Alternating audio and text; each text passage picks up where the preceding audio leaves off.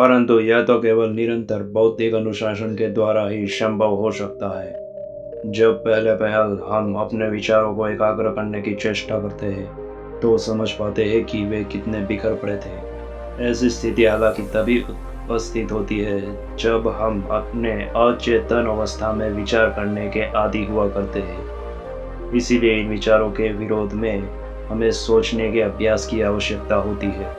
सब प्रकार के विचार तो मात्र अभ्यास के ही अंतर्गत आते हैं।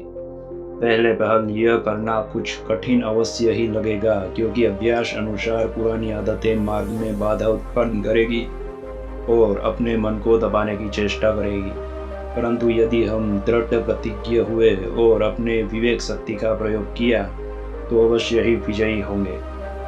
मान लो कई प्रकार के अवरोधों में किसी को उथले उपन्यासों को पढ़ने की आदत हो, उसे किसी भी प्रकार के गंभीर विषयों के अध्ययन करने में बहुत कष्ट हो सकता है। तथापि यदि वह अत्यवसाय पूर्वक इन गंभीर विषयों में रुचि लेने का प्रयास करे तो वह इस प्रकार के अध्ययन में पूर्ववत रुचि उत्पन्न कर सकता है। इससे यह ज्ञात होता है कि जिसे हम मन की सहज रुचि का नाम देते हैं, वास्तव में वह हमारे द्वारा ही निर्मित किया हुआ अभ्यास मात्र होता है। इसीलिए सबसे कमजोर तथा निकृष्ट मनुष्य भी बहुत अधिक शक्तिशाली तथा विवेकी हो सकता है यदि वह अपने विचारों को उचित दिशा में अग्रसर करते रहे। वही शक्ति जिसने उस मानव को नीचे की ओर धकेल दिया था, अब उसके विकास का साधन बन जाती है। यदि मनुष्य सद्विचार किया करे तो वह सारे बंधनों, रोगों तथा सारी अपूर्णताओं से मुक्त हो जाता है। इसके विपरीत यदि वह असद विचार करे तो अपने लिए अनेकों बंधन भी तैयार कर सकता है। यदि सतत ऐसा चिंतन करे हम पवित्र है, भगवान की संतान है, तो वह हमें वैसे ही बन जाते हैं। यह एक ऐसा महान संदेश है जो भारत के महापुरुषों और आचार्यों ने सारे विश्व को मुक्त हस्त से दिया है। अनादिकाल से ही महापुरुष ने यह उद्घोषित किया है कि यदि मानव अपनी मुक्ति चाहता है तो उसे अपने भीतर विवेक विचार को जागृत करना अनिवार्य है। उसे हमेशा आशावादी रहना चाहिए, क्योंकि उसके भीतर जो विराजमान है वह बहुत ही शक्तिशाली है।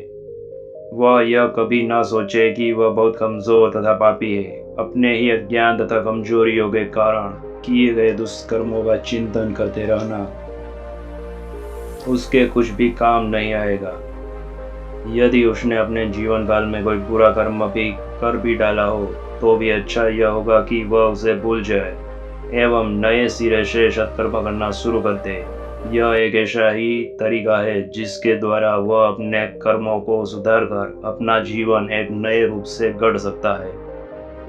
इसके लिए उसके सामने एक आदर्श का रहना बहुत आवश्यक है जिस पर वह अपना विचार एकाग्र कर सके।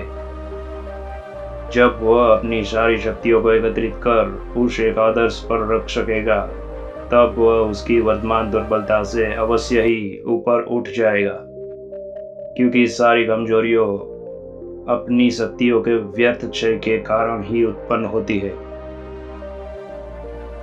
हम अपने बंधुओं की 4 प्रकार से सहायता कर सकते हैं। हम जरूरतमंदों को भोजन, वस्त्र अथवा अर्थ आदि दे सकते हैं, परंतु उनकी जरूरत तो बढ़ती ही जाएगी। इसके बाद हम लोगों को जागतिक शिक्षा प्रदान कर सकते हैं। शिक्षा देने से लोगों की आंखें खुल जाती है और इस शिक्षा के द्वारा वह यह ज्ञान पाता है कि किस प्रकार वह अपनी देखभाल करे। इसीलिए हमें जागतिक शिक्षा देनी ही चाहिए और यह भी बहुत बड़ा दान माना जाता है। तीसरे प्रकार का दान किसी मनुष्य के जीवन को बचाता है। यह एक बहुत बड़ा दान समझा जा सकता है, परंतु मृत्यु तो उस मनुष्य का किसी भी समय कर सकती है। चौथा सबसे महत्वपूर्ण दान होता है जिसके तहत मानव को उसके विचारों को नियंत्रित करना सिखलाया जाता है।